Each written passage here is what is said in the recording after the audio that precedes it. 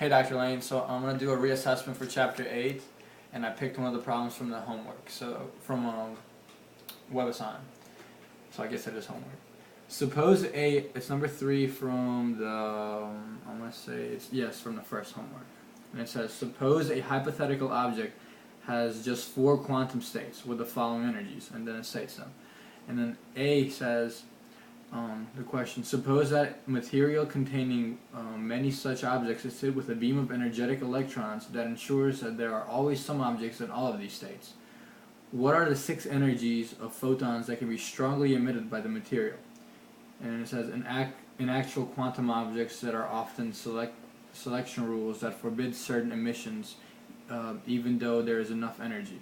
Assume that there are no such restrictions here. So with that, I wrote it down, just to show what I did. So I wrote the emission states that they gave us, which, that was the excited state and that was the ground state. So we're looking for the emitted energies, and because it's an emission, there's going to be a downward jump. So because they told us there are no restrictions, all of these all of the energy emissions from these 4 states right here are possible. So there's going to be 6. The difference between this one and this one, this one and this one, this one and this one, and that's what I did here.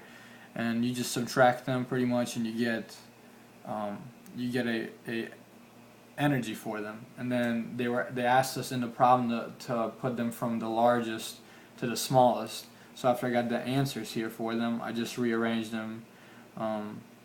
3.4, 3.1, 1.8, 1.6, 1.3, and 0.3. Okay, and then there was a second portion to it. Next, suppose that the beam of electrons is shut off so that all of the objects are in the ground state almost all the time. And electromagnetic radiation with a wide range of energies is passed through the material. What will be the 3 energies of photons corresponding to missing or dark lines in the spectrum? Remember that there is hardly any absorption from excited states, because emission from an excited state happens very quickly. So there is never a significant number of objects in an excited state.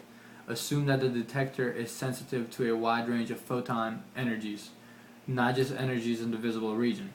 List the dark line energies in order from largest to smallest.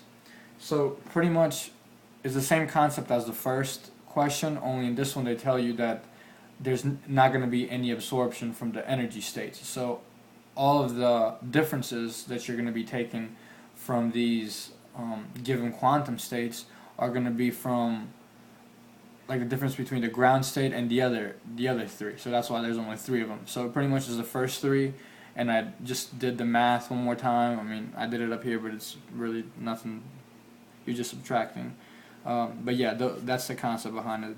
You just subtract them, and it was like the first 3, because you're only using the ground state and these 3 quantum states. So that's it for Chapter 8. Thank you.